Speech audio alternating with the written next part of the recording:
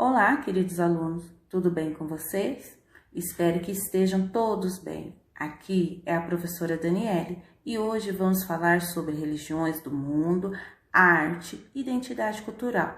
Para melhor entendimento, vamos assistir um vídeo. Oi, eu sou o Gustavo e hoje eu quero falar com vocês sobre diversidade religiosa. Mas o que é diversidade religiosa? O que significa religião? Bom, então vamos aprender. Chamamos de religião a crença na existência de um ser supremo e toda manifestação desse tipo de crença por meio de doutrinas e rituais. O Brasil é um país que possui uma grande diversidade religiosa, em função da miscigenação cultural, fruto dos diversos processos migratórios. Aqui são encontradas diversas religiões. O cristianismo é praticado por 1/3 da população mundial, o que faz a religião a maior do mundo, em número de fiéis. De origem palestina, os cristãos creem em Deus, na Bíblia Sagrada e esperam a vinda do Messias, Jesus Cristo. O Islã é a segunda religião com maior número de fiéis, atrás apenas do cristianismo. Teve sua origem na Meca, atual território da Arábia Saudita. Dentre os principais do islamismo estão crer no Alá, o único Deus, e em Maomé, seu profeta, e realizar 5 orações diárias. O judaísmo é uma religião monoteísta mais antiga do mundo. Originou-se por volta do século XVIII a.C., quando Deus mandou Abraão em busca da terra prometida. Os judeus acreditam que Javé é o Criador do universo, um ser onipresente, onipotente e onisciente. O livro sagrado dos judeus é o Torá. O budismo é uma religião e filosofia fundamentada nos ensinamentos de Buda e tem aproximadamente 2.500 anos. Ela trabalha o espiritual e tenta condicionar a mente de uma maneira a levá-la à paz, sabedoria, alegria, serenidade e liberdade. O legal é que o Brasil é um país laico, ou seja, tem liberdade de culto religioso, apoiado pela Constituição, artigo 5º do inciso 4º. Mas há ainda muitas outras religiões pelo mundo: xamanismo, espiritismo, mormonismo, budista, umbandista, judeu, espírita, evangélico e católico. O importante é o ser humano respeitar a diversidade religiosa de cada um e aceitar que todos somos iguais, cada um com sua diferença. Ninguém nasce odiando outra pessoa pela cor da sua pele, por sua origem ou ainda por sua religião. Para odiar as pessoas preciso aprender, e se podem aprender a odiar, podem ser ensinados a amar.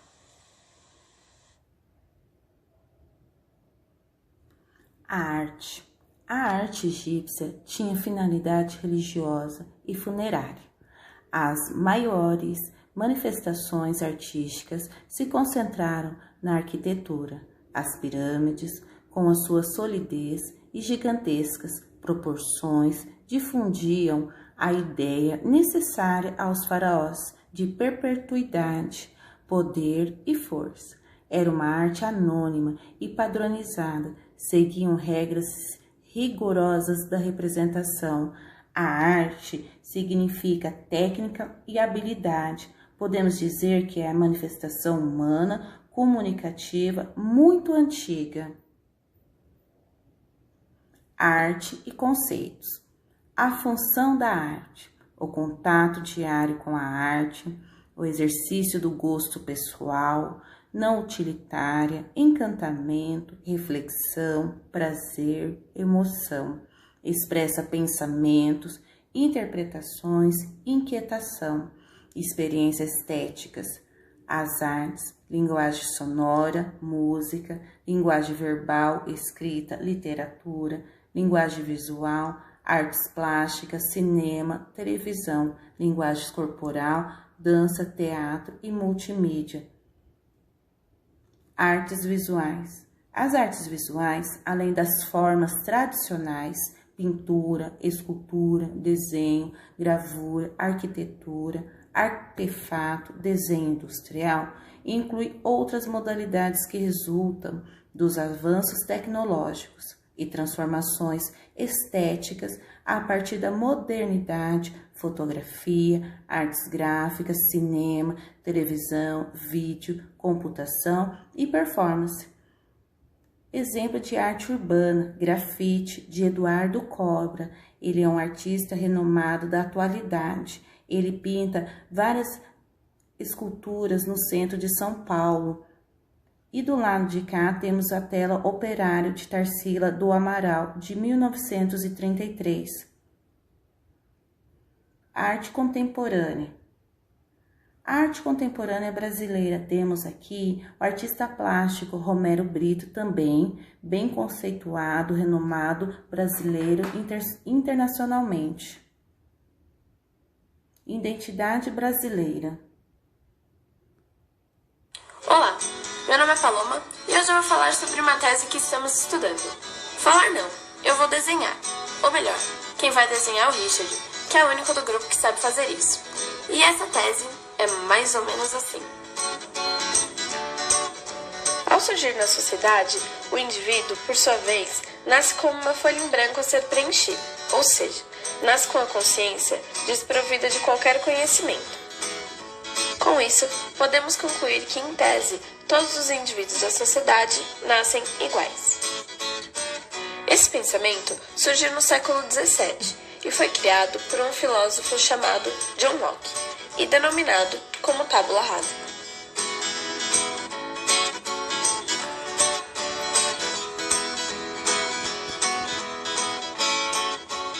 Com o passar do tempo, todo o processo de conhecimento, ou seja, conhecer, saber e agir, é aprendido através da experiência, do contato humano com outras culturas, as quais são repertório das ações humanas e seus produtos, guardados e transmitidos de geração em geração.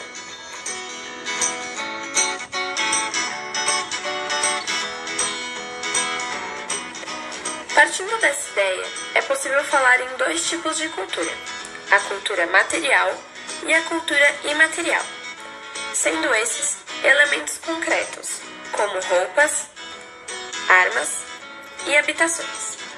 Cultura imaterial podemos classificar como conjunto complexo de elementos simbólicos, por exemplo, hábitos alimentares, danças, rituais religiosos, ações e linguagem de cada cultura.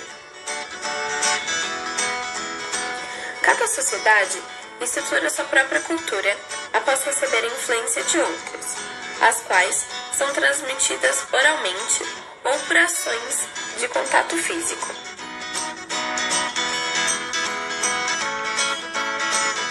No entanto, a vida urbana e a cultura de massa promovem um processo de homogeneização cultural, ou seja, todos os indivíduos passam a seguir o mesmo padrão de cultura, que é imposto pela mídia e outros poderes superiores. Esse padrão contém símbolos e interesses universais, tais como culto a marcas famosas, consumismo e a busca de uma beleza padrão.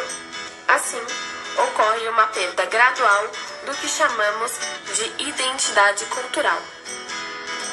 Enfim, podemos concluir que identidade cultural é o sentimento de identidade de um grupo, cultura ou de um indivíduo, na medida em que ele é influenciado no que diz respeito à história, nacionalidade, idioma, crença e etnia, formando então o caráter do indivíduo.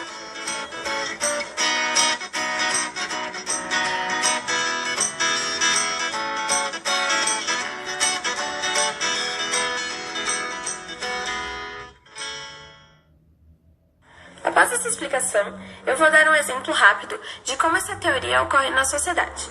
Bom, o indivíduo, como eu já havia dito, surge na sociedade como uma folha em branco, desprovido de qualquer conhecimento ou hábito. Após algum tempo, esse indivíduo se depara com outras culturas, hábitos e formas de agir, e passa a obter para si mesmo alguns desses costumes, formando um indivíduo totalmente diferente de outro já existente.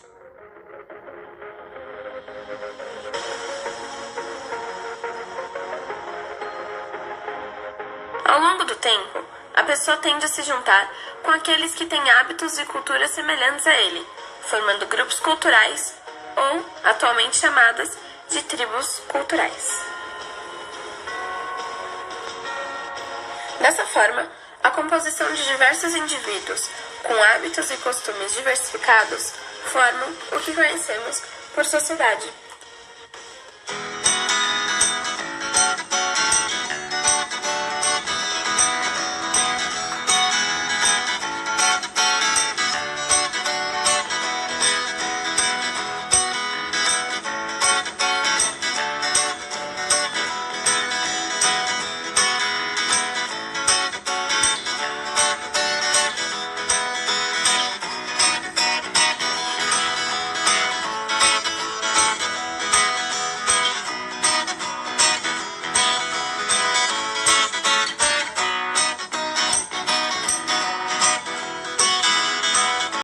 Atividade. Vamos fazer a atividade do livro de História, páginas 24 a 29. Leitura e responder os questionamentos. Atividades no livro de Geografia, páginas 54 a 57. Leituras e responder os questionamentos. Tchau, pessoal. Se cuida. Até a próxima. Beijos.